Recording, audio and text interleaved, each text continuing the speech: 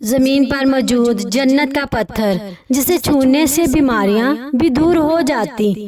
عبداللہ بن عمر رضی اللہ تعالیٰ عنہما سے مرفوع مروی ہے کہ اگر اس حجر اسود کو جاہلیت کے نجاستوں نے نہ چھوا ہوتا تو کوئی بھی بیماری والا اسے چھوتا تو شفا یاب ہو جاتا، اور روح زمین پر اس پتھر کے علاوہ جنت کی کوئی چیز نہیں۔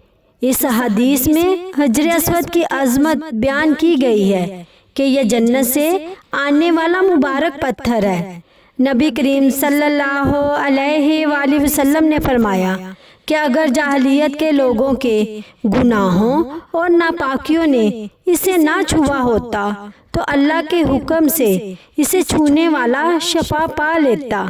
اس سے معلوم ہوتا ہے کہ اللہ تعالیٰ بعض چیزوں کو خاص برکت اور فضیلت عطا فرماتا ہے۔